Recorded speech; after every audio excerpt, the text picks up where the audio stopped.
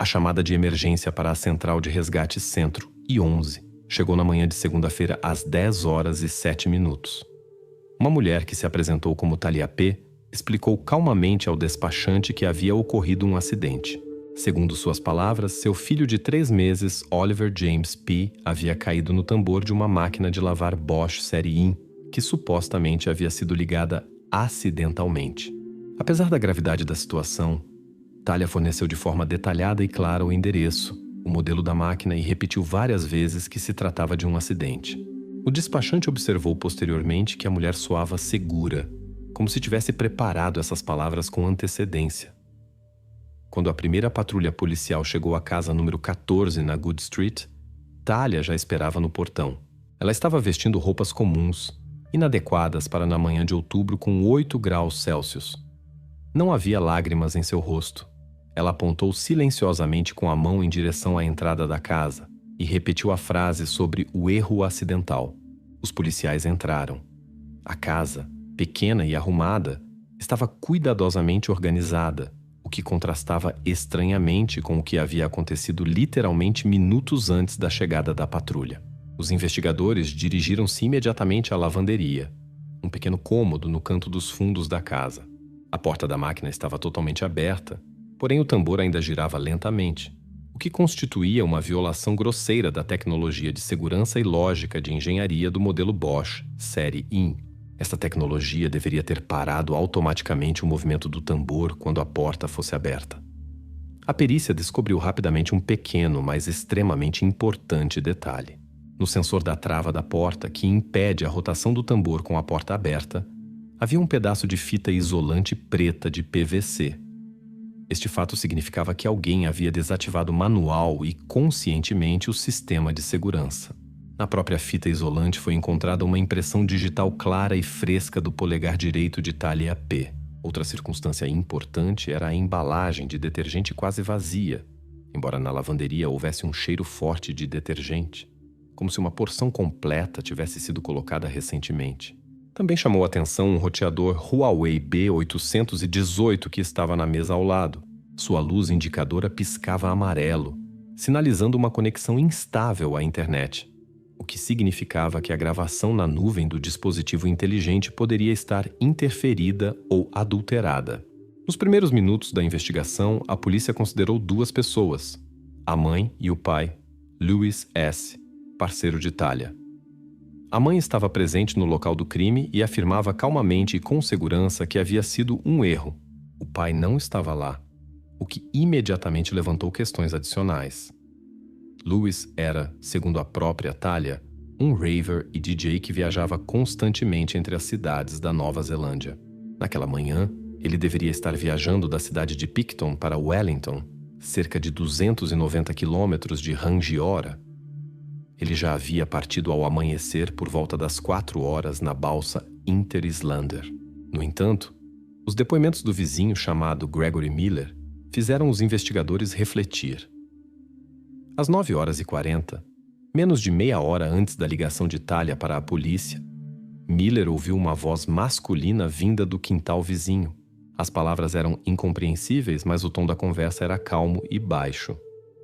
Isso poderia significar que Louis S. havia de alguma forma retornado secretamente para casa e saído rapidamente após o incidente para confirmar seu álibi. A polícia solicitou urgentemente uma confirmação da empresa SeaTrack, que registrava os passageiros da balsa. 1 hora depois, o despachante da SeaTrack transmitiu dados precisos. Louis estava de fato a bordo da balsa que saiu de Picton às 9h20 e chegou a Wellington às 10h55. Mesmo no cenário de viagem mais otimista de carro, ele não poderia estar em Rangiora quando o vizinho ouviu a voz. A viagem teria levado cerca de 3h30. A pista falsa fechou-se rapidamente e deixou os investigadores novamente sozinhos com a mãe.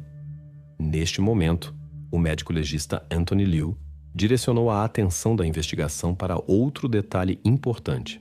Ao examinar o estado da fita isolante, ele concluiu que ela havia sido aplicada recentemente, literalmente poucos minutos antes da ligação para a polícia.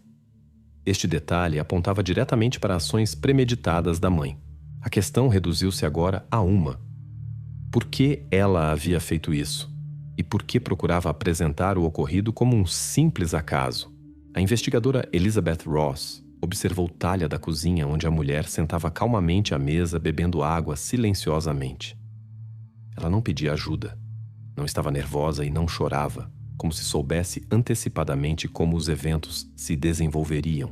Esta calma parecia ainda mais suspeita diante do horror do incidente.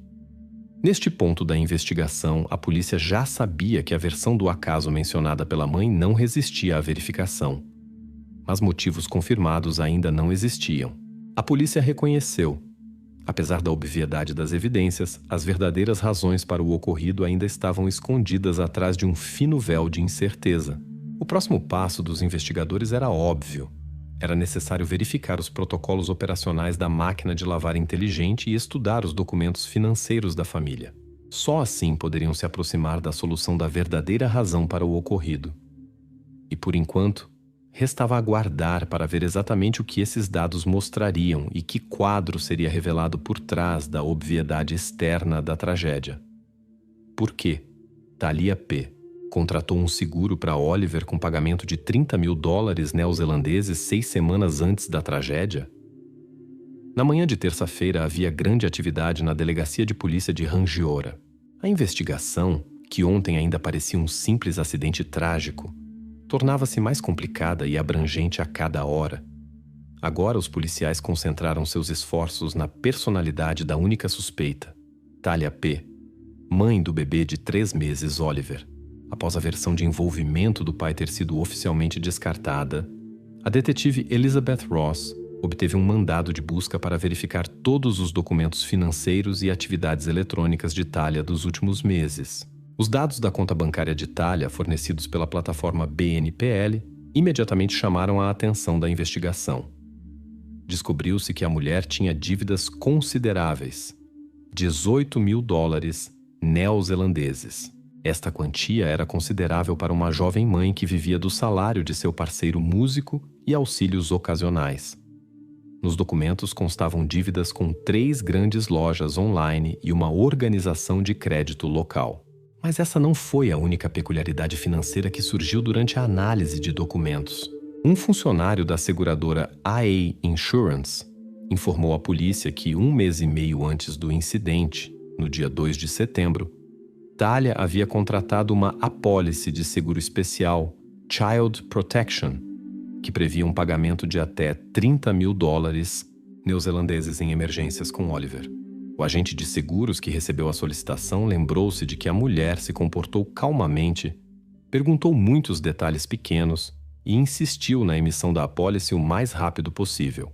Diante da instabilidade financeira geral da família, a contratação de tal apólice de seguro parecia pelo menos ilógica. Mas até agora a investigação não tinha evidências diretas de obtenção intencional de benefícios do seguro. Enquanto isso, os especialistas técnicos da polícia concluíram a análise dos dispositivos apreendidos na casa de Talia. A perícia digital examinou cuidadosamente o conteúdo de seu laptop Apple MacBook Air e smartphone iPhone 15 Pro.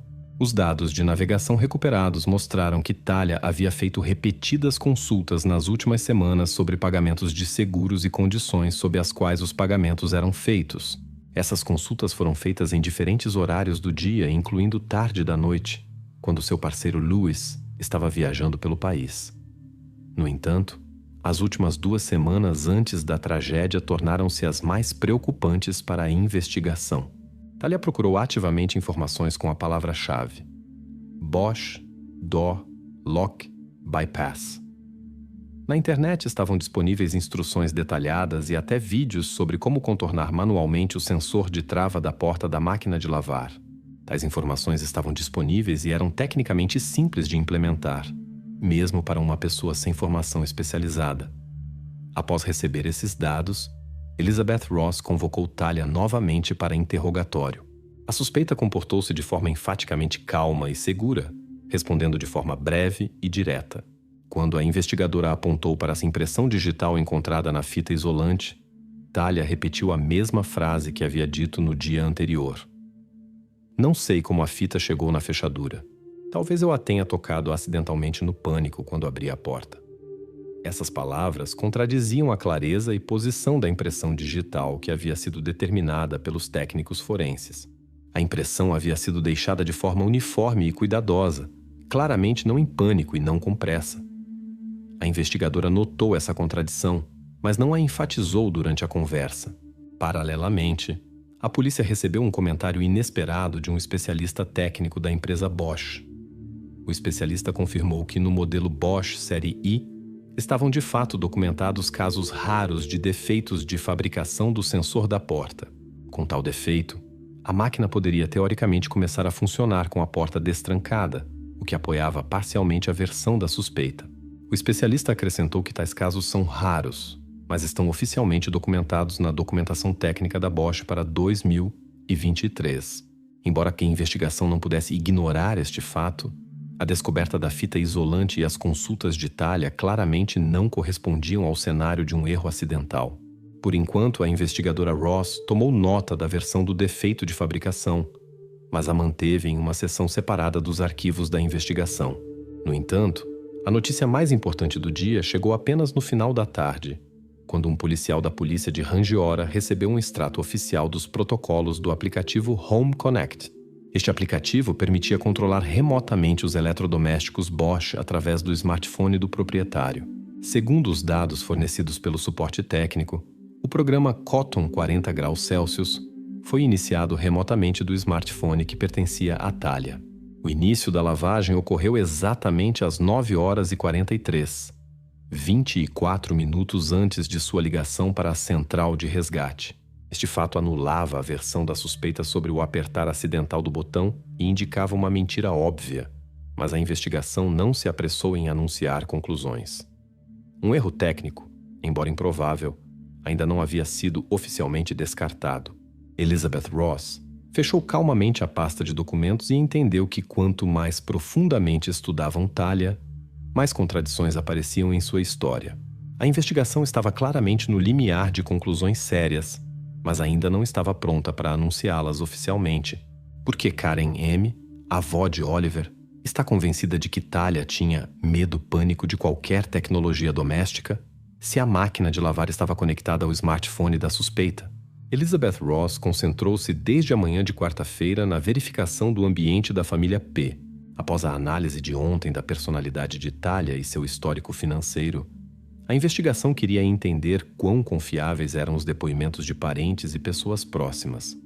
Como primeira foi chamada para a conversa Karen M., mãe de Thalia e avó do bebê de 3 meses, Oliver. Ela já havia dado declarações iniciais no primeiro dia, mas agora era necessária uma conversa mais profunda. Karen parecia visivelmente tensa e cansada. A mulher comportava-se inquieta, mas mantinha-se firme em cada uma de suas palavras. Ela afirmava que sua filha sempre havia mostrado um medo estranho e perceptível de qualquer eletrônica doméstica. Segundo Karen, Thalia evitava até operações simples com o micro-ondas e nunca usava controles remotos. No entanto, a verificação das mensagens no telefone de Karen mostrou um histórico estranho de mensagens. Em um SMS de 23 de setembro, Karen pedia à filha para não deixar Ollie em cima da máquina de lavar, obviamente preocupada com a negligência de sua filha no manuseio do aparelho. O conteúdo da mensagem contradizia suas palavras sobre o suposto medo-pânico de Thalia da tecnologia. Elizabeth Ross notou imediatamente essa discrepância. Para obter outra confirmação independente, ela solicitou gravações de câmeras de vigilância dos vizinhos direcionadas ao quintal e entrada da casa número 14 na Good Street, do último mês. As gravações de CCTV dos vizinhos mostraram um quadro completamente diferente. Várias vezes, durante setembro e início de outubro, a câmera filmou claramente como Thalia carregava pacotes pesados e sacolas de compras para casa sem qualquer desconforto, indo com segurança à lavanderia e passando tempo suficiente lá. Nas gravações de vídeo, estava completamente ausente qualquer sinal de medo ou tensão relacionada à tecnologia. Isso era completamente oposto ao retrato que Karen procurava pintar. Quando os investigadores convidaram Karen M. novamente e mostraram as gravações das câmeras dos vizinhos, sua reação foi confusa e contraditória. Ela não conseguiu explicar por que havia insistido tão seguramente no medo de sua filha. Em vez disso, Karen começou a falar sobre o estado psicológico complexo de Talia após o nascimento de Oliver. Ela insistia que sua filha poderia estar sofrendo de depressão pós-natal, e isso poderia ter distorcido seu comportamento e percepção do ambiente. Esta declaração exigiu confirmação especializada imediata. No mesmo dia, um psiquiatra forense designado à Delegacia de Polícia de Rangiora conduziu com Talia um teste EPDS padrão que avalia o nível de depressão pós-natal. Os resultados foram claros. O indicador foi de 8 pontos, o que estava completamente dentro da faixa normal. E embora o estado psicológico de Talia agora fosse documentado como estável, Karen continuava afirmando o contrário e, obviamente, tentava influenciar o quadro da investigação. Para apoiar sua versão, Karen inesperadamente lembrou-se de um novo fato. Segundo suas palavras, ela recebeu na noite anterior à tragédia uma ligação telefônica de um homem desconhecido. A voz era áspera, irritada e exigente. O homem aludia às dificuldades financeiras de sua filha e falava como se fosse chantagem direta. Karen estava obviamente agitada e tentava convencer os investigadores de que a causa de tudo poderia ser um chantagista desconhecido que exercia pressão sobre a família. A investigação solicitou imediatamente registros detalhados de chamadas da empresa de telecomunicações Spark para verificar as palavras de Karen. A resposta da operadora chegou em 1 hora e fechou completamente a teoria surgida. O número do qual a ligação veio existia de fato e estava registrado na Austrália. No entanto, segundo os dados de cobrança da Spark, sob o número 324/24, a ligação ocorreu diretamente durante o embarque do voo QF-135 da Qantas em Melbourne. O proprietário do telefone estava no aeroporto e não podia fisicamente ter relação com a família P e suas circunstâncias. A versão da chantagem caiu imediatamente e foi fechada por documento oficial da Spark. Assim, a questão mais importante para essa investigação, quem e por que havia instalado o aplicativo de controle remoto da máquina de lavar Bosch no smartphone de Talia, permanecia aberta e apenas reforçava as suspeitas contra ela. Sozinha com os arquivos da investigação no final do dia, a detetive Elizabeth Ross ficou e revisou mais uma vez as gravações de vídeo do CCTV. Nelas, Talia parecia segura e calma, sem sinais de medo ou preocupação, tranquila e habitualmente interagindo com a tecnologia, como uma pessoa que controlava completamente a situação. Nos arquivos do caso apareceu um novo foco importante. Agora a investigação decidiu definitivamente esclarecer o estado técnico da máquina de lavar Bosch e descobrir a origem da fita isolante preta de PVC no sensor da porta. A versão de interferência externa foi descartada. Declarações familiares mostraram-se parcialmente insustentáveis, e a tentativa de atribuir a situação ao estado depressivo da suspeita não foi confirmada por nada. A investigação movia-se lenta, mas inexoravelmente para um momento mais sensível. Era necessário estabelecer se Talia poderia física e tecnicamente preparar a tragédia sem ajuda externa. Por que Talia comprou fita isolante preta de PVC apenas 12 dias antes da tragédia, se afirmava não saber de onde ela veio no sensor da máquina de lavar? A manhã de quinta-feira começou com uma visita inesperada à Delegacia de Polícia de Rangiora. Michael Travers, funcionário da filial neozelandesa da Bosch, veio pessoalmente entregar evidências importantes à investigação. Em suas mãos, ele segurava um pequeno envelope e, dentro dele, um recibo de compra de fita isolante preta de PVC e uma chave de fenda simples. Nos documentos comerciais constavam as iniciais do comprador, TP. A compra foi feita exatamente 12 dias antes do ocorrido, no dia 2 de outubro de 2024. Michael explicou que no dia anterior a direção da empresa havia ordenado uma verificação completa de todos os pedidos e compras que poderiam estar relacionados à tragédia. Quando este recibo apareceu, a Bosch NZ informou imediatamente a polícia. A detetive Elizabeth Ross enviou imediatamente policiais à loja Bunnings Warehouse, onde a compra havia sido feita. A revisão das fitas de vídeo dos terminais de caixa confirmou. A compradora era de fato a própria Talia P. A gravação estava clara. A mulher escolheu com segurança na seção elétrica exatamente a marca da fita isolante preta que foi encontrada no sensor de sua máquina de lavar. Depois comprou uma chave de fenda padrão com cabo de borracha. Todo o processo de compra não durou mais que 10 minutos, e a mulher parecia absolutamente calma. O extrato financeiro de seu cartão bancário confirmou a transação de exatamente $31 neozelandeses. O horário da transação coincidia perfeitamente com o vídeo da loja. Uma hora depois, Talia foi novamente trazida à delegacia. As perguntas tornaram-se mais concretas, e agora a investigadora Ross evitava conscientemente palavras e insinuações desnecessárias. À pergunta direta sobre o propósito da compra, Talia respondeu brevemente. A fita isolante foi necessária para reparar o cabo do carregador do telefone. O cabo estava rasgado, e comprar um novo era caro. A resposta foi clara e rápida, como preparada antecipadamente. Elizabeth Ross sabia que tal versão era fácil de verificar. No mesmo dia, os técnicos forenses conduziram uma busca cuidadosa na casa da família P. No entanto, os resultados da busca não deixaram dúvidas. Na casa não foi encontrado um único cabo de carregadores ou outros aparelhos elétricos que tivesse sinais de reparo ou mesmo danos superficiais. A versão de Talia sobre reparo doméstico não se confirmou.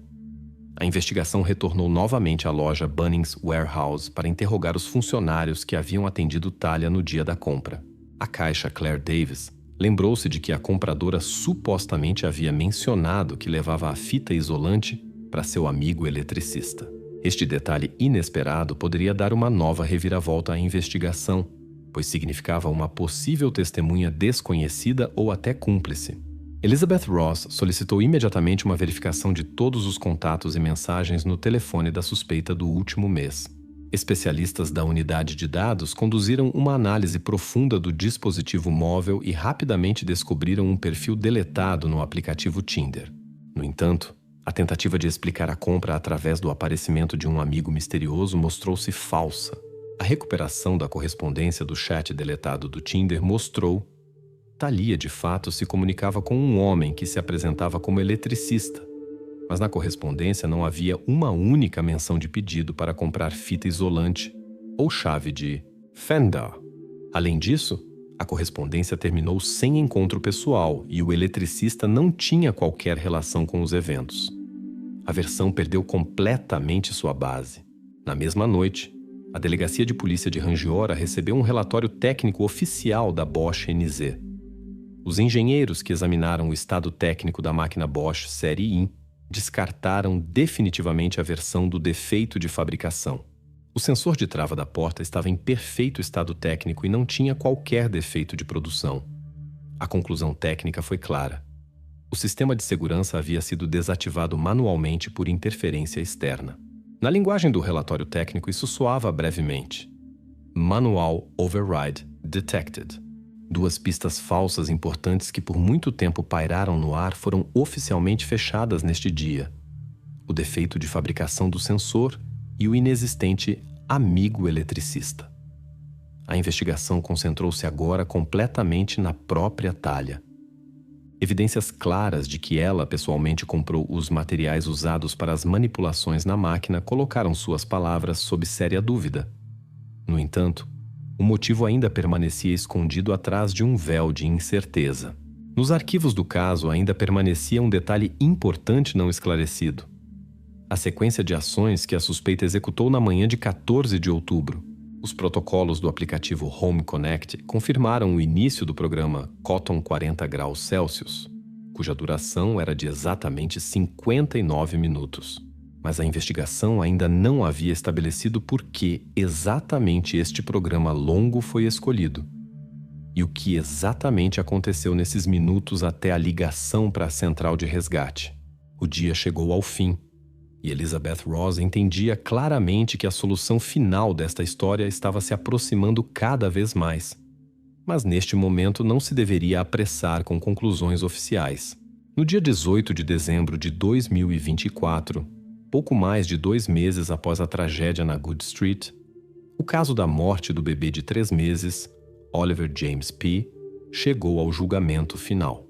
Na sala do Tribunal Distrital de Christchurch, havia silêncio. Os jurados ouviam atentamente cada palavra da acusação e comparavam as evidências com os arquivos do caso. O promotor Michael Wood apresentou ao tribunal evidências claras e irrefutáveis que haviam sido coletadas durante todo o tempo da investigação. Na tela grande foram mostradas gravações das câmeras de vídeo da loja Bunnings Warehouse, onde Talia P. comprou com segurança fita isolante preta de PVC e uma chave de fenda 12 dias antes da tragédia. Ao lado foi apresentado o recibo com as iniciais do comprador, TP, que confirmava a transação de $31 neozelandeses com o cartão bancário da suspeita. Após esta evidência, o tribunal viu um slide com foto do próprio pedaço de fita isolante encontrado no sensor da porta da máquina de lavar Bosch. A única e clara impressão digital descoberta na superfície adesiva coincidia com a impressão do polegar direito de Talia P. Mas a evidência mais pesada soou após o relatório técnico da Bosch NZ e os protocolos do aplicativo Home Connect. O tribunal viu evidências de que exatamente às 9h43 na manhã do dia da tragédia, o ciclo de lavagem Cotton 40 graus Celsius foi iniciado remotamente do smartphone registrado em nome de Talia. A consulta de dados GeoIP confirmou que o smartphone neste momento estava localizado exatamente em sua casa, conectado ao roteador Huawei na garagem. Isso excluía um início remoto acidental ou interferência externa de fora. O elo final na cadeia de evidências foi a apólice de seguro que Talia havia contratado no dia 2 de setembro de 2024, 47 dias antes da tragédia. O primeiro prêmio do seguro foi devidamente pago, o próximo, porém, nunca chegou. Na tela foram apresentados relatórios das contas bancárias de Talia que mostravam sérios problemas financeiros. Uma dívida de $18 mil neozelandeses na linha de crédito BNPL, que claramente havia se tornado um fardo insuportável para a suspeita. O promotor construiu metodicamente a sequência de eventos.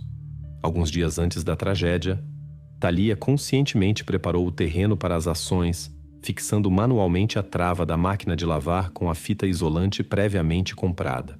Na manhã de 14 de outubro, ela calmamente colocou Oliver no tambor da máquina e fechou a porta sem travá-la completamente. A máquina estava assim em estado tecnicamente pronto para o início remoto. Depois, já em outro cômodo da casa, Talia ativou remotamente o programa de lavagem através do aplicativo Home Connect. A máquina Bosch Série I, cujo sensor havia sido conscientemente desativado, começou seu trabalho com a porta destravada. Os minutos seguintes levaram à tragédia, cujos ferimentos foram reconhecidos como incompatíveis com a vida. Em defesa de Talia, apresentou-se seu advogado Peter Jeffries.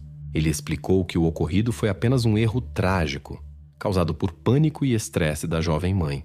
O defensor afirmava que Talia estava em estado de confusão mental temporária, e o início acidental do programa foi uma coincidência fatal que não estava relacionada a dificuldades financeiras. No entanto, esta versão da defesa não resistiu por muito tempo. O promotor Wood demonstrou mais uma vez sistematicamente os documentos bancários, detalhes da apólice de seguro e o histórico de consultas do navegador da acusada, que claramente testemunhavam preparação consciente e estudo do método para contornar a trava da máquina de lavar.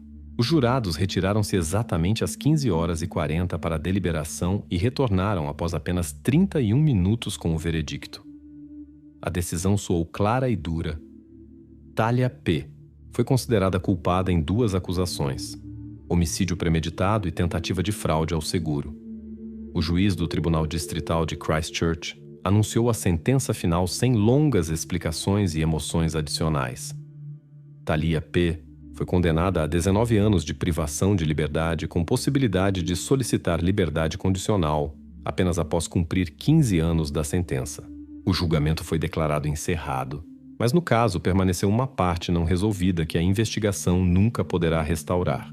Segundo carta oficial da Bosch NZ, os protocolos do programa Home Connect eram armazenados na nuvem apenas por 60 dias, e todas as informações sobre possíveis execuções de teste anteriores da máquina de lavar que poderiam ter provado a preparação repetida prévia da suspeita foram irreversivelmente deletadas.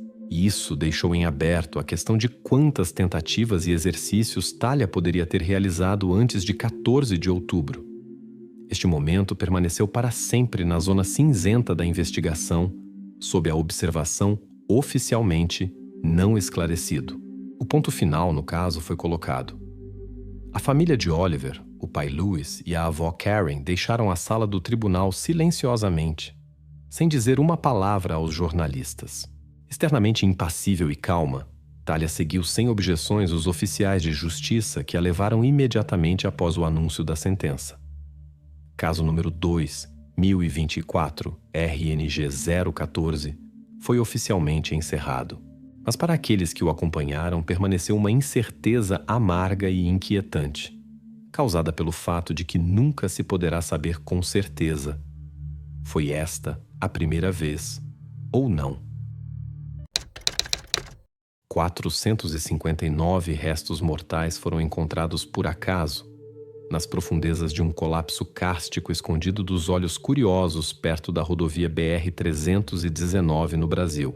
A mesma estranha mutilação, vértebra cervical quebrada e ausência de dedos na mão direita, indicava que alguém agiu de forma metódica e fria.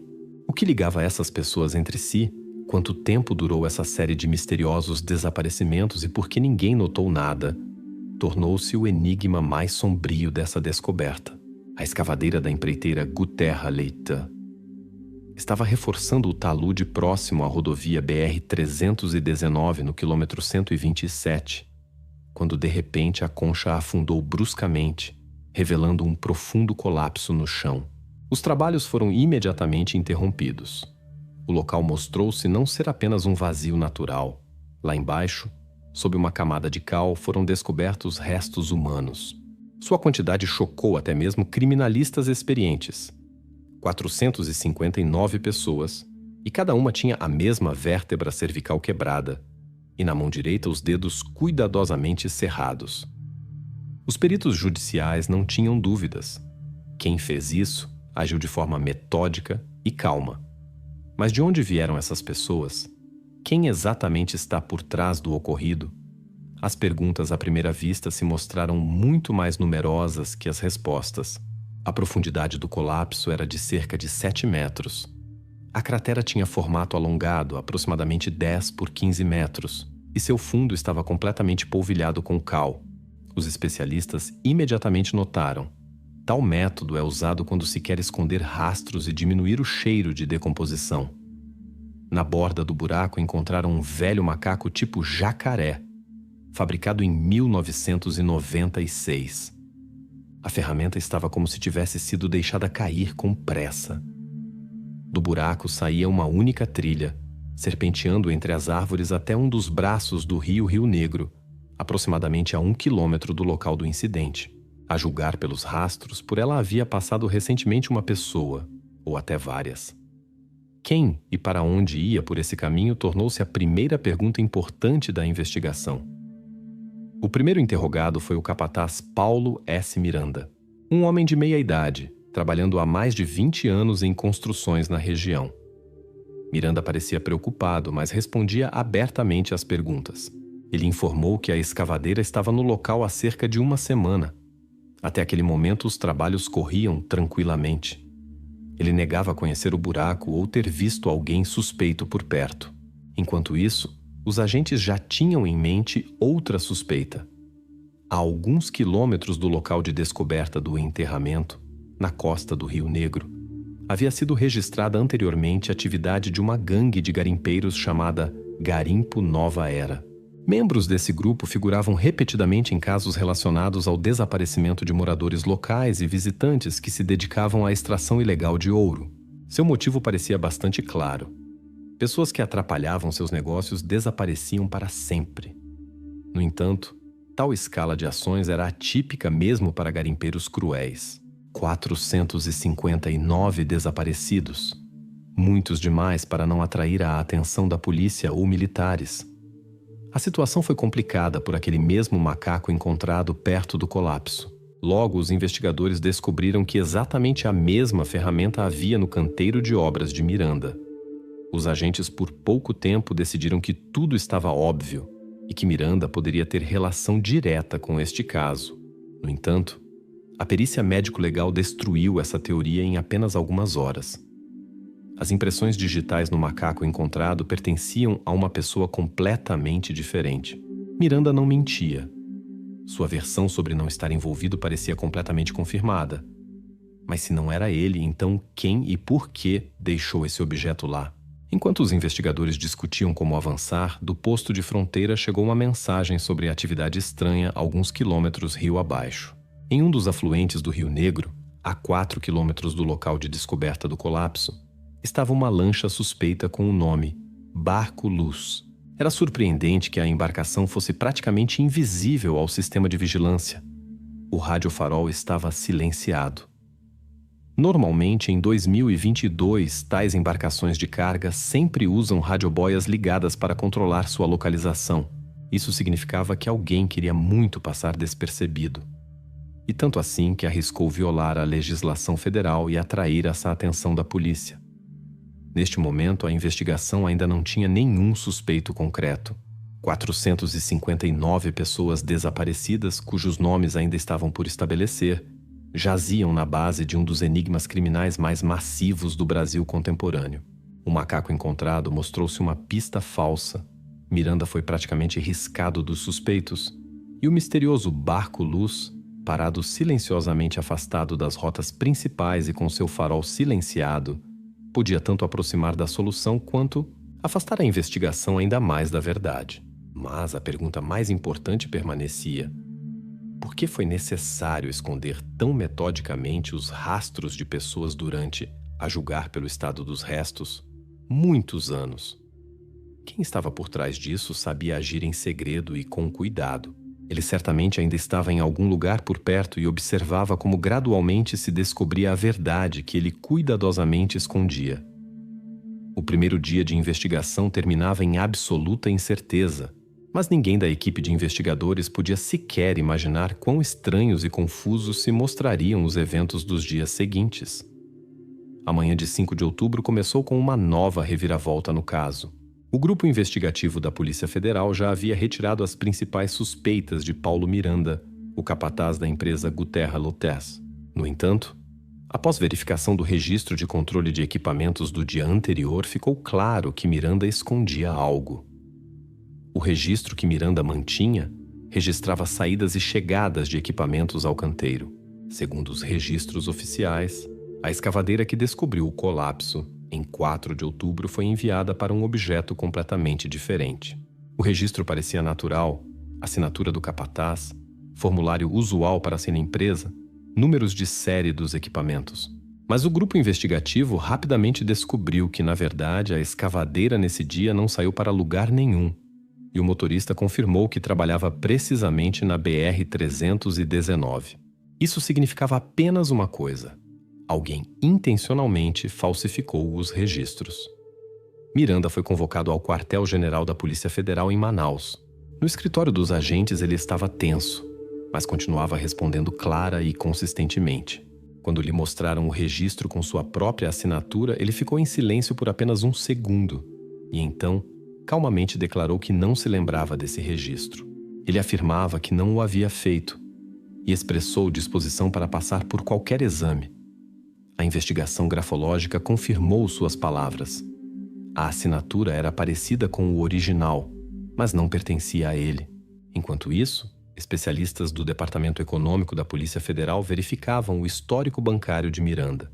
Estudando seu passado financeiro, eles descobriram uma transferência estranha de certa organização sem fins lucrativos, Ministério Curador.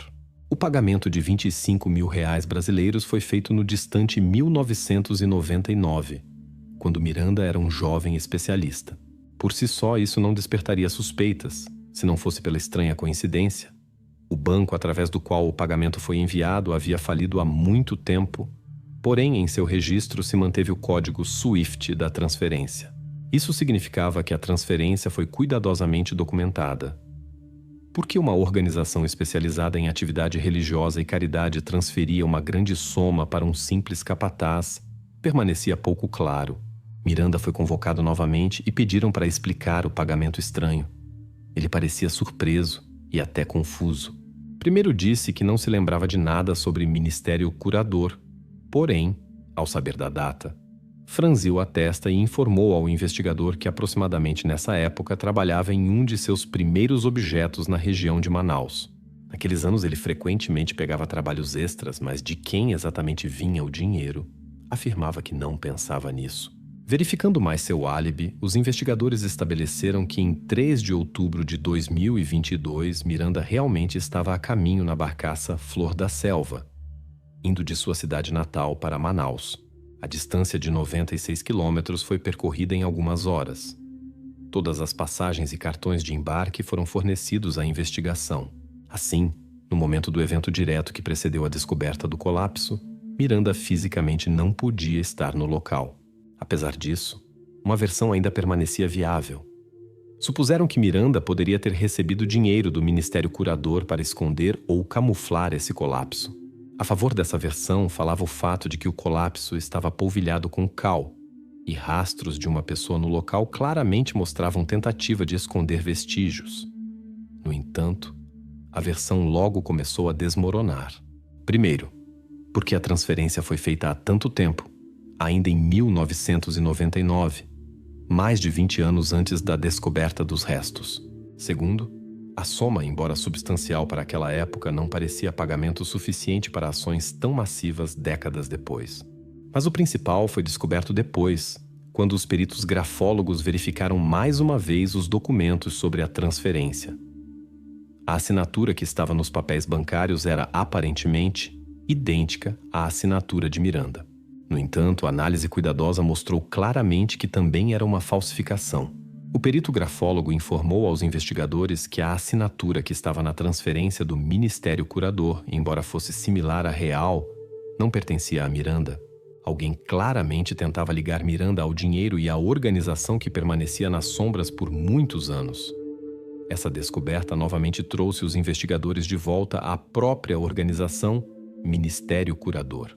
Considerando que o banco não existia há muito tempo e a transferência datava ainda de 1999, os agentes decidiram oficialmente solicitar todos os documentos disponíveis sobre a atividade dessa organização do Arquivo Federal e Serviço Fiscal. A investigação precisava entender quem realmente estava por trás da transferência, quem era o verdadeiro receptor desse dinheiro e por que alguém, depois de tantos anos, de repente decidiu ligar precisamente Paulo Miranda a eles. O rastro financeiro estranho, descoberto quase por acaso, abriu um novo lado deste caso confuso. Nenhum dos agentes já duvidava que resolver este crime seria muito mais complexo do que parecia no início. Nesta etapa da investigação, a polícia sabia uma coisa com certeza. Quem quer que estivesse por trás da descoberta massiva perto da BR-319, ele cuidadosamente confundia os rastros e se escondia atrás de nomes alheios e documentos falsificados. Miranda não era mais o principal suspeito, mas ele claramente se mostrou uma parte importante deste enigma. A investigação se aproximava de um novo capítulo, não menos sombrio, destinado a confundir ainda mais este caso já complexo. Uma semana após a descoberta da transferência estranha em nome de Miranda, a investigação se aproximou estreitamente de uma nova descoberta importante. Trabalhadores do Laboratório de Perícia Médico-Legal receberam os primeiros resultados de identificação por DNA. Uma das primeiras identidades confirmadas mostrou-se completamente inesperada. Foi Fernanda Moura, desaparecida há muitos anos, em maio de 1992. A família naquele momento foi dito que sua filha havia desaparecido sem deixar rastros. No entanto, os pais da menina por muito tempo afirmaram o contrário. Fernanda supostamente retornou para casa um ano depois, completamente curada, após certa prática religiosa. E agora, quase 30 anos depois, ficou claro que os pais provavelmente diziam uma inverdade, ou foram forçados a acreditar na mentira.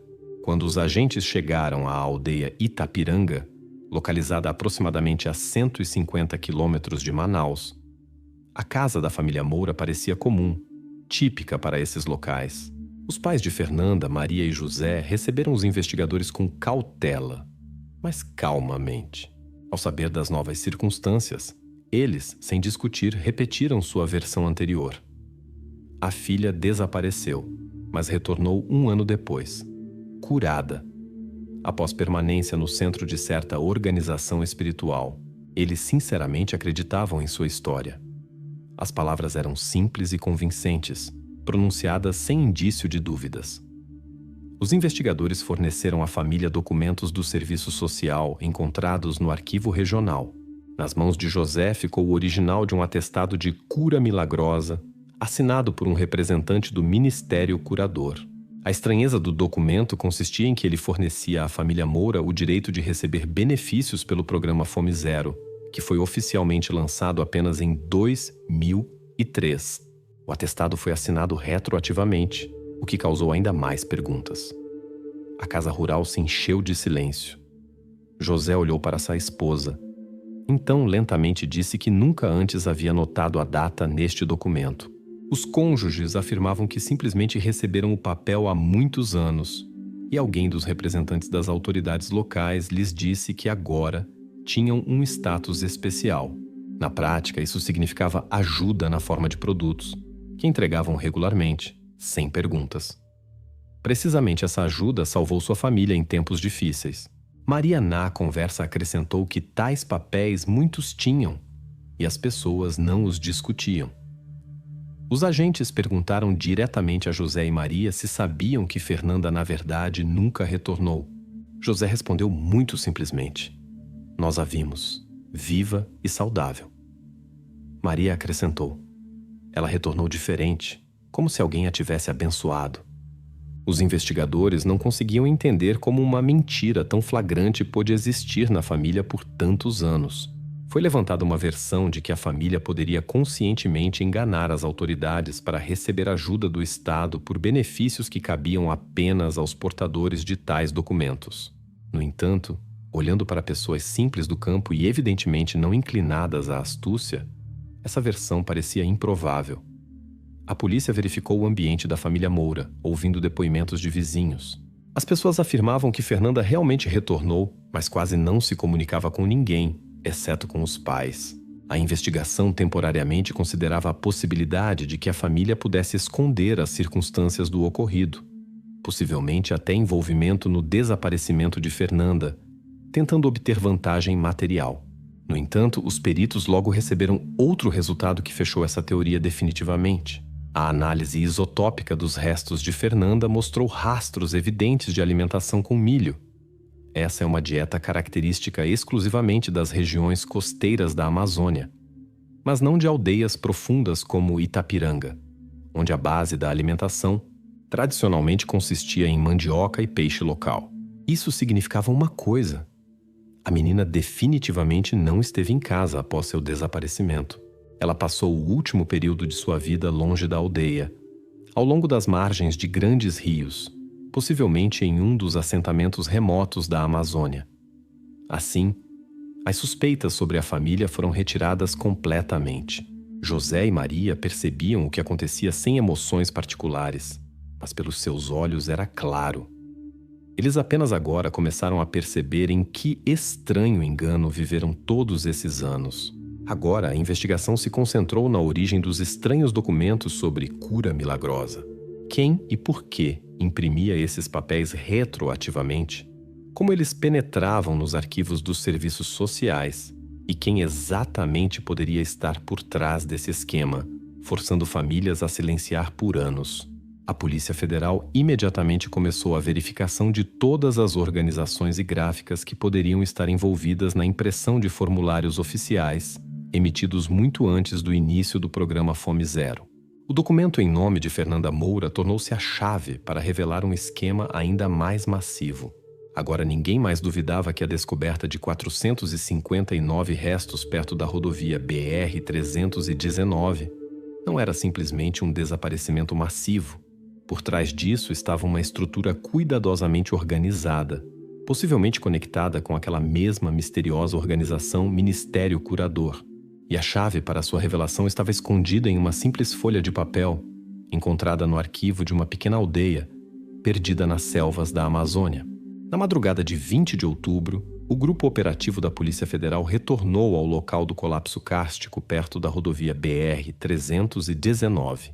Agora, eles tinham à disposição mergulhadores, especialmente trazidos para exame completo da parte interna do buraco, que após as descobertas anteriores adquiriu importância de objeto estratégico.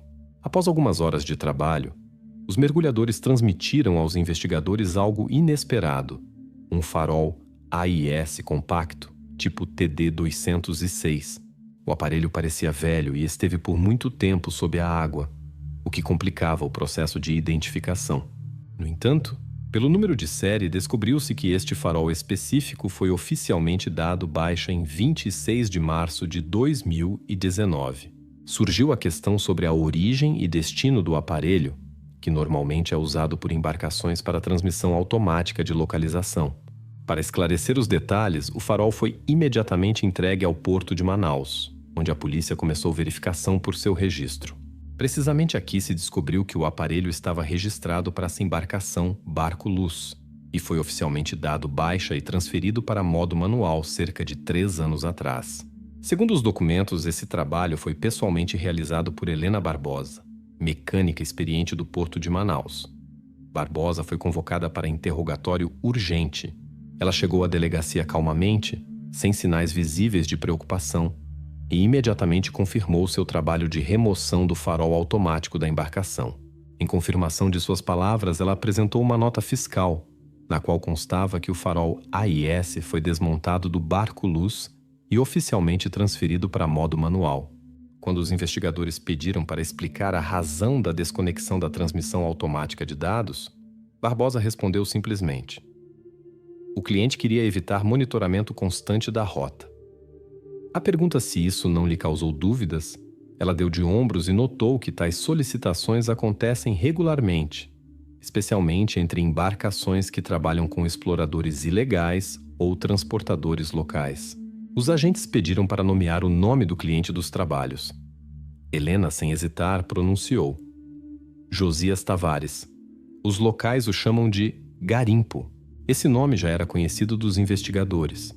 Josias Tavares estava conectado com aquele mesmo grupo de garimpeiros, Garimpo Nova Era, que repetidamente eram suspeitos de desaparecimento de pessoas na região Amazonas. O interrogatório continuou na direção de aspectos financeiros. Helena confirmou que o trabalho foi pago em dinheiro, como muitos outros pedidos similares no porto. Nenhum recibo ou documento, além da nota fiscal apresentada, ela manteve. Barbosa respondia com confiança e clareza, repetindo o mesmo nome: Josias Tavares. No entanto, os agentes rapidamente tiveram dúvidas sobre sua versão. O fato é que o nome Tavares já havia aparecido em velhos relatórios policiais, e a Polícia Federal enviou uma consulta ao arquivo do Instituto Médico Legal para verificar a informação. Como resultado, eles receberam uma resposta inesperada que mudava completamente o quadro do ocorrido. Josias Garimpo Tavares constava como morto ainda em 2018, um ano antes da baixa do farol AIS. Esse fato não podia ser coincidência ou erro. A morte de Tavares foi confirmada por documentos oficiais do Instituto e depoimentos de testemunhas oculares, o que significava que a nota fiscal fornecida por Helena Barbosa se mostrou uma falsificação. Os investigadores retornaram a Barbosa com os resultados da verificação e exigiram explicações. Helena agora parecia confusa, mas mantinha a calma, insistindo firmemente que esse nome foi indicado pelo próprio cliente. Segundo suas palavras, ela nunca verificava documentos de clientes, limitando-se apenas à execução de trabalhos técnicos. Falsificação ou não era problema dela. Barbosa continuava repetindo que não tinha razões para duvidar das palavras do cliente e simplesmente fez o que lhe pagaram. Mas os investigadores entendiam que agora tinham diante de si uma tarefa completamente diferente: descobrir quem e por que decidiu usar o nome do há muito morto Josias Tavares para ocultar suas ações. A pista falsa relacionada a Tavares foi tomada em desenvolvimento, e os agentes começaram verificação paralela para confirmar definitivamente sua inconsistência ou revelar conexões ocultas. Ao mesmo tempo, um grupo separado de investigadores se ocupou do estudo do esquema da embarcação Barco Luz. O farol AIS, descoberto no fundo do colapso kárstico, testemunhava inequivocamente que alguém se esforçava para esconder cuidadosamente as rotas dessa embarcação. Tal comportamento é normalmente característico daqueles que se dedicavam ao transporte ilegal de pessoas, mercadorias ou se dedicavam a outras ações contrárias ao direito. Agora os agentes viam conexão clara entre as ações do proprietário desconhecido da lancha, documentos com assinaturas falsificadas e o enterramento massivo perto da rodovia BR-319. Nessa mesma noite, o farol TD-206 foi enviado ao laboratório do Serviço Criminalístico para perícia adicional, para verificá-lo quanto a microvestígios de tinta e outras partículas que poderiam ter permanecido em sua superfície. Se no farol fossem descobertos ainda que os menores vestígios de revestimentos de tinta e verniz ou primers característicos de tipos específicos de embarcações, isso ajudaria a investigação a se aproximar da solução do mistério, pois cada embarcação tem um perfil químico único de revestimento de tinta e verniz, fácil de identificar com as possibilidades modernas do laboratório. Com a chegada da noite, o quartel-general da Polícia Federal mergulhou no silêncio. Os agentes sabiam que a chave da solução já estava em algum lugar próximo. O farol AIS, que tão cuidadosamente tentaram esconder, poderia se tornar a prova decisiva e levar a investigação diretamente ao proprietário da lancha. Ele claramente era o elo central nesta rede complexa. Mas alguém se esforçava com todas as forças para confundir os rastros, usando documentos falsos, pessoas mortas há muito tempo e um sistema cuidadosamente pensado de pistas falsas. Agora todas as forças da polícia estavam direcionadas para a embarcação Barco Luz, em cujo esquema claramente se escondia algo que saía do âmbito dos esquemas criminais habituais da região.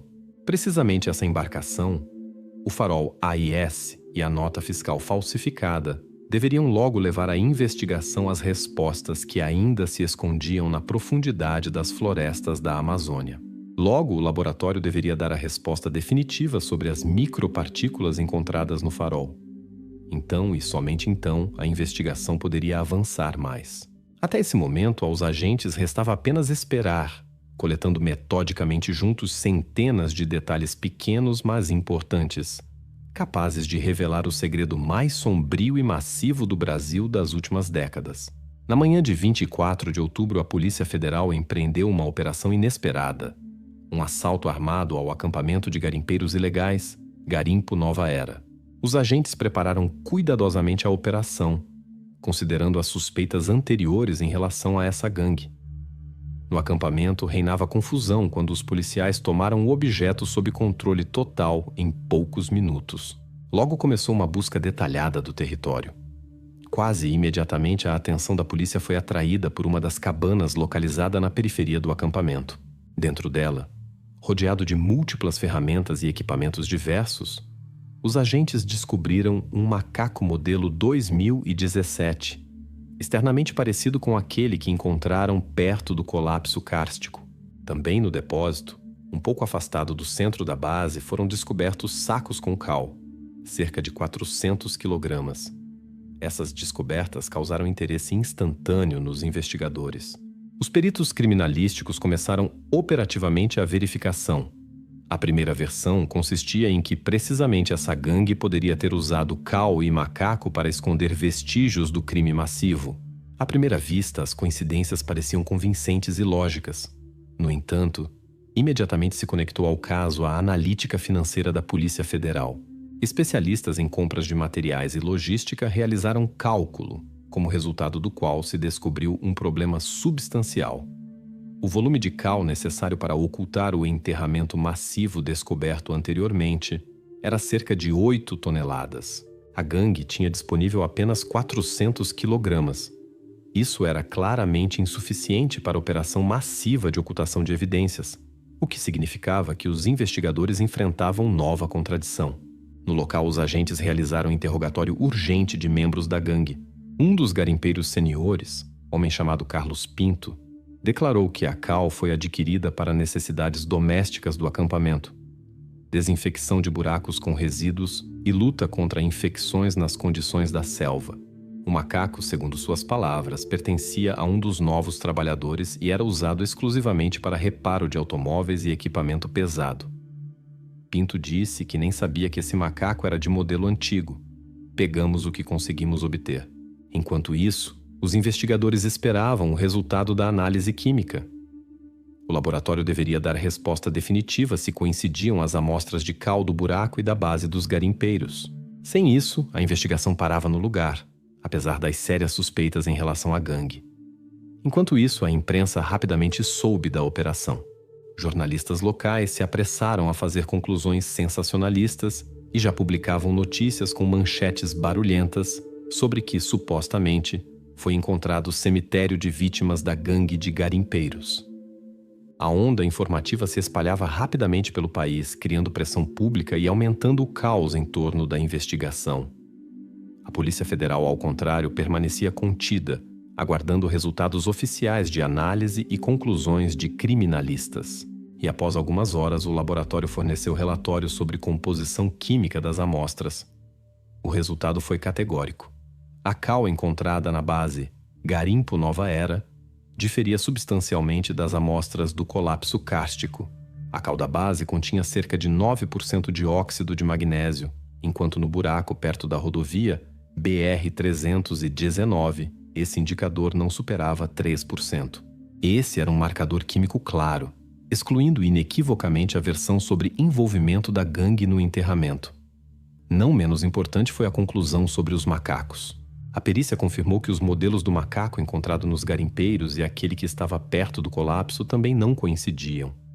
A semelhança visual se mostrou enganosa. Isso significava que as suspeitas iniciais estavam baseadas em suposições incorretas. Com base nisso, a polícia anunciou oficialmente que Paulo Miranda, que indiretamente ligavam ao caso devido ao macaco análogo, foi definitivamente retirado de todas as suspeitas. Todos os vestígios que poderiam ligar o capataz ao enterramento massivo foram definitivamente esgotados e reconhecidos como inconsistentes. Assim, a versão sobre envolvimento da gangue de garimpeiros como a versão sobre o papel de Miranda foram fechadas. Todas essas suspeitas se mostraram lógicas apenas à primeira vista, mas verificação cuidadosa dos fatos as destruiu. Agora os investigadores novamente retornaram à única pista restante, a atividade da misteriosa organização Ministério Curador. Ficou claro que precisamente ali se escondiam as respostas-chave. A Polícia Federal tomou decisão de imediatamente fortalecer a verificação de documentos concernentes à atividade do Ministério Curador. A investigação claramente se aproximou da solução real, e agora cada esforço dos agentes estava direcionado à revelação do segredo cuidadosamente guardado por muitos anos. Enquanto a gangue de garimpeiros permanecia sob controle da polícia, os investigadores estavam certos. O verdadeiro culpado dos eventos relacionados ao colapso kárstico permanecia em liberdade. E precisamente a ele deviam chegar, antes que os vestígios desaparecessem definitivamente na profundidade das selvas amazônicas. Em 28 de outubro, a Polícia Federal transferiu o foco da investigação para o pequeno povoado Porto Rosa, localizado na margem de um dos afluentes do Amazonas, a distância de 185 quilômetros de Manaus. A atenção dos agentes foi atraída por estranhos atestados que se descobriram anteriormente no curso da investigação do desaparecimento de Fernanda Moura. Realizando verificação de arquivos sociais do povoado, os policiais descobriram a estatística surpreendente. De quase 600 habitantes de Porto Rosa, 312 tinham em mãos atestados de cura milagrosa. Aqueles mesmos, cura milagrosa. Esse era um indicador verdadeiramente anormal. Tais documentos oficialmente não existiam antes de 2003, porém foram formalizados muito antes do lançamento do programa Bolsa Família. Os investigadores precisavam entender por que os habitantes massivamente aceitavam papéis evidentemente duvidosos e quem distribuía esses formulários.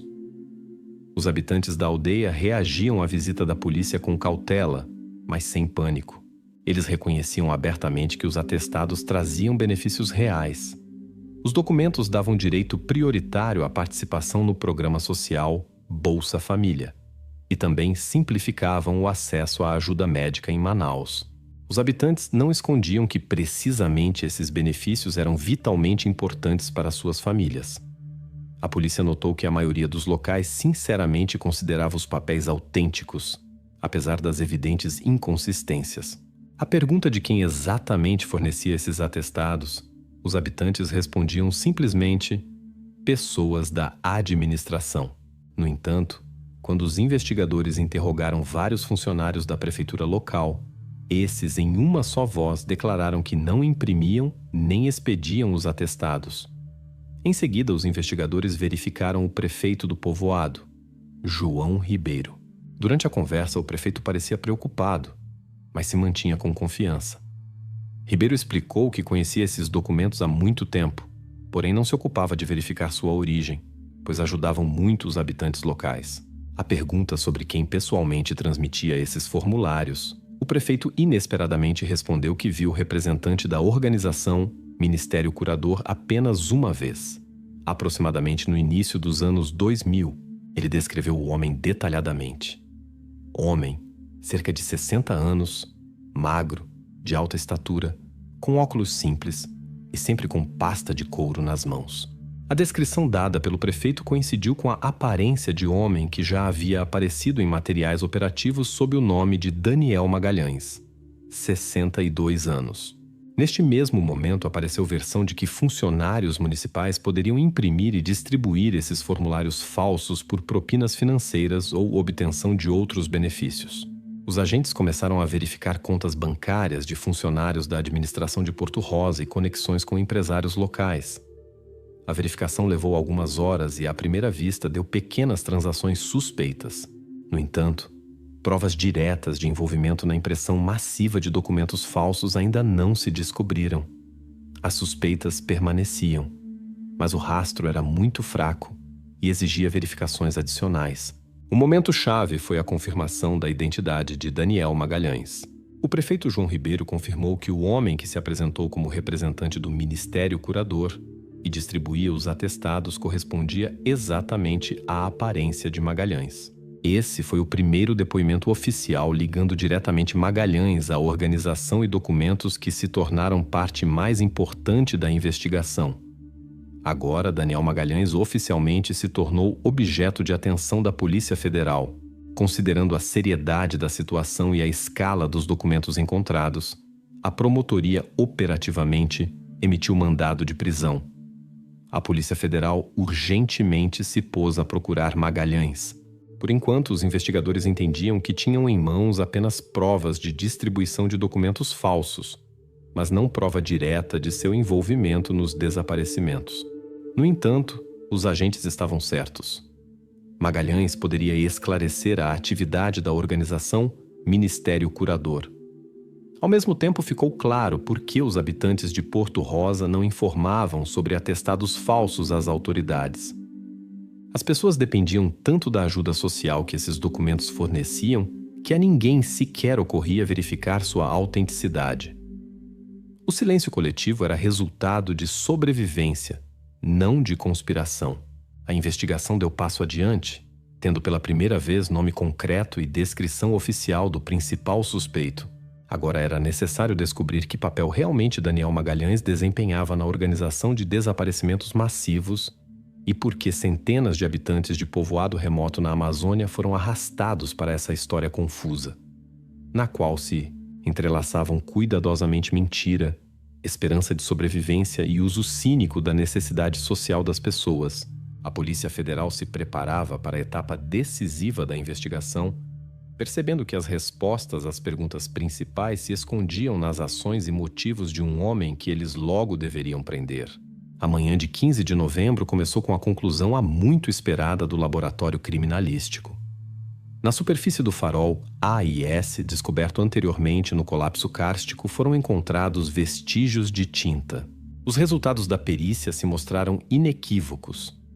A composição química coincidia completamente com o revestimento de tinta e verniz das portas da cabine da lancha Barco Luz. A partir desse momento, para a investigação não havia mais dúvidas. Precisamente essa lancha se tornou a chave para a solução de todo o caso. A Polícia Federal imediatamente obteve mandado de busca da embarcação. Ao meio-dia, os agentes já estavam a bordo. Estudando atentamente os locais internos, eles quase não encontravam nada suspeito. No entanto, após 3 horas de buscas em uma das cabines traseiras, atrás de painel de parede de madeira, foi descoberto o esconderijo. Dentro estava velho livro gasto com encadernação de couro. Em sua capa com tinta preta estavam traçadas as palavras: quem traz o mal? Aqueles que trazem o mal. Os peritos que trabalhavam com o livro informaram aos agentes que tinham diante de si uma espécie de registro de contabilidade. Nele constavam 463 registros. Cada registro continha nome, data e soma de certa doação. Após recontagem, os investigadores enfrentaram evidente inconsistência. Os restos descobertos anteriormente pertenciam a 459 pessoas, enquanto registros no diário eram 4 a mais. Também a atenção dos investigadores foi atraída pelo fato de que o diário estava preenchido com diferentes tintas: pretas, azuis e até vermelhas. Os agentes ainda não podiam determinar o que significava esse código de cores, mas o fato permanecia. Magalhães mantinha registros com pedantismo e clareza especiais. Um dos agentes interrogou o guarda do cais, homem de 47 anos chamado Geraldo Costa. Esse parecia assustado. Ativamente provava sua inocência e afirmava que viu como o diário foi colocado na embarcação por pessoas ligadas aos garimpeiros. Costa persistentemente se referia a certos garimpeiros que supostamente tentavam armar cilada para o dono da lancha. Os investigadores tratavam as palavras de Geraldo com cautela. A versão era muito conveniente e já havia sido refutada várias vezes em outras etapas da investigação. Enquanto isso, os grafólogos se puseram à perícia da escrita do diário encontrado. A comparação era realizada com documentos que anteriormente figuravam no caso. O resultado foi rápido e convincente. Todo o diário, da primeira à última página, foi escrito pela mão de Daniel Magalhães. A assinatura no diário coincidia perfeitamente com assinaturas no contrato de compra e venda de terreno concluído em 11 de agosto de 2004. Após receber esses dados, a versão do guarda Geraldo Costa foi fechada definitivamente e ele foi excluído da lista de suspeitos.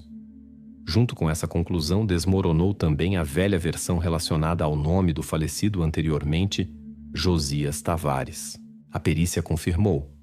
Magalhães usava o nome de Tavares exclusivamente para mascarar suas ações. Materiais investigativos que anteriormente indicavam indiretamente Tavares, agora oficialmente passaram a ser considerados fechados. A pista falsa com Tavares foi eliminada definitiva e irrevogavelmente. No entanto, o enigma principal ainda se conservava.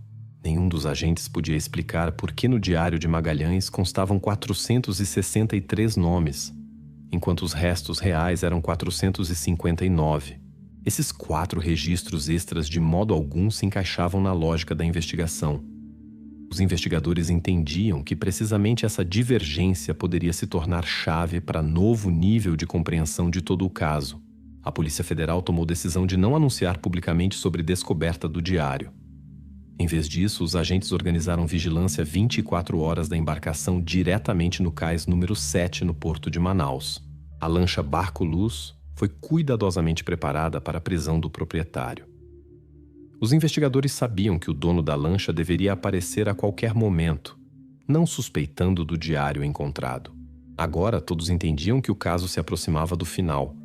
O diário, quem traz o mal, o farol AIS, registros no serviço social, atestados falsos, notas fiscais falsificadas, tudo isso se ligava em uma figura: Daniel Magalhães.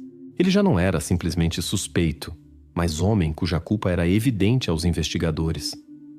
Restava aguardar sua aparição no cais para fazer perguntas que atormentavam todos desde o momento da descoberta do colapso kárstico. A Polícia Federal não duvidava mais. Magalhães pessoalmente mantinha contabilidade de todas suas ações, cada vítima, cada detalhe, escondendo-os cuidadosamente de olhos alheios. A lancha Barco Luz não era simplesmente transporte. Era parte-chave de esquema criminal massivo, por trás do qual por longos anos ninguém notou nada suspeito. Agora restava apenas esperar. Daniel Magalhães deveria aparecer ele mesmo para recuperar o que considerava sua propriedade. E então, pela primeira vez desde o início da investigação, ele seria forçado a falar. Na noite de 20 de novembro, na margem do rio Itaporunga, em ponto remoto à distância de 224 quilômetros de Manaus, Grupo operativo da Polícia Federal prendeu Daniel Magalhães. Ele foi parado em pequena lancha de madeira tentando ir mais acima pelo rio. Em seu rosto não se refletiu surpresa. Parecia que esperava esse momento há muito tempo e calmamente se submeteu às exigências da polícia. A operação transcorreu sem complicações e foi cuidadosamente documentada. Na primeira revista em Magalhães apreenderam mochila, dentro da qual se encontrava objeto estranho. Matriz plástica artesanal datada de 2020. Sua forma era exatamente repetição de falanges cortadas de dedos que se tornaram assinatura especial dos restos encontrados no colapso kárstico. Os peritos rapidamente confirmaram. Na matriz estava presente DNA de 3 vítimas anteriormente identificadas no caso. Durante o interrogatório, Magalhães, externamente completamente calmo, começou a falar com frases enigmáticas, usando expressões que claramente tinham um significado especial para ele. Ele repetidamente repetia a expressão curados, sem sobrenome. Os investigadores pediram para esclarecer quem exatamente ele se referia e por que essas pessoas eram chamadas dessa forma. Daniel respondeu brevemente. Eles já não são quem eram antes. Não têm passado. Com isso, se recusou a dar nomes completos e qualquer informação concreta sobre localização dessas pessoas. Grupo investigativo separado continuou o estudo do diário encontrado anteriormente na lancha Barco Luz. Os investigadores esclareceram por que registros no diário se mostraram 463 e restos no colapso kárstico, 459. Magalhães sorriu e pronunciou silenciosamente: os registros não se enganam. Vocês se enganam. As perguntas seguintes sobre razões e sentido da diferença ficaram sem resposta. Também permanecia pouco clara a razão pela qual registros eram mantidos com diferentes cores de tinta. Em tentativa de confundir a investigação, Magalhães inesperadamente declarou que do número total de pessoas registradas, 6 ainda vivem, e que os agentes deveriam urgentemente se ocupar de sua busca. Ele afirmava que podem ser encontrados se esforçarem. Os investigadores perceberam essas palavras como tentativa consciente de introduzir confusão no curso do caso, diluir a acusação e adiar o inevitável. No entanto, a Polícia Federal oficialmente verificou suas palavras. Foram enviadas várias consultas a instituições médicas e serviços sociais por toda a região Amazonas. Porém, a verificação mostrou resultado inequívoco. Nenhum posto médico na região tinha registros sobre as pessoas supostamente milagrosamente curadas que Magalhães descrevia. As palavras sobre 6 sobreviventes se mostraram um procedimento falso e manipulativo direcionado à desorientação da investigação. Simultaneamente com isso, o grupo operativo definitivamente fechou a versão segundo a qual funcionários municipais poderiam estar envolvidos em crimes graves. Verificação detalhada revelou que, embora imprimissem formulários falsos de atestados sociais a pedido de Magalhães, nenhum deles suspeitava da comissão de crimes. Foram completamente excluídos da lista de suspeitos, e essa direção da investigação oficialmente foi fechada. Após verificação cuidadosa de todos os dados e evidências coletadas, a Polícia Federal considerou a investigação concluída em sua fase principal. Nos materiais do caso apareceram conclusões definitivas de criminalistas sobre matriz encontrada, diário e caráter das evidências. O modelo artesanal de falanges definitivamente explicava como era alcançada a lesão uniforme em todos os restos descobertos. Agora a investigação passou para outra fase, judicial. A Promotoria do Amazonas preparou ato de acusação e oficialmente transmitiu o caso ao Tribunal do Júri da cidade de Manaus. Na conclusão de acusação, Daniel Magalhães figurava como protagonista principal e único deste caso. No entanto, algumas perguntas ainda permaneciam abertas. As mais importantes delas eram divergência do número de vítimas e registros no diário, bem como misteriosa menção sobre 6 sobreviventes. Magistrados e investigadores entendiam que o processo judicial seria pesado e prolongado, e que Magalhães provavelmente tentaria usar qualquer incerteza em seu favor. A Polícia Federal completou seu trabalho, fornecendo ao tribunal evidências exaustivas e materiais que revelavam não apenas escala do crime, mas também métodos pelos quais Daniel Magalhães atuava: o diário, a matriz, atestados falsos e a própria lancha Barco Luz, tudo isso se tornou parte de caso massivo que abalou a região e todo o país. Doravante a palavra estava com o Tribunal do Júri de Manaus, e precisamente ali deveriam soar as últimas respostas. No entanto, enquanto Magalhães calmamente esperava o processo no isolamento investigativo, ninguém podia estar completamente certo de que todos os detalhes de suas ações haviam sido completamente revelados. Essa era mais uma incógnita que agora cabia aos jurados resolver. A sala do tribunal em Manaus estava lotada. Em 17 de junho de 2024, o caso que recebeu o nome de 459 sem nome chegou ao ponto final. Defensores e acusação terminaram suas intervenções. Desde manhã a atmosfera estava tensa, mas o juiz conduzia a sessão fria e claramente.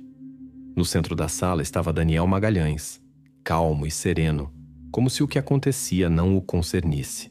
O promotor apresentou a evidência mais importante: cadernos descobertos pela investigação nos pertences pessoais de Magalhães, abrangendo o período de 1998 a 2021.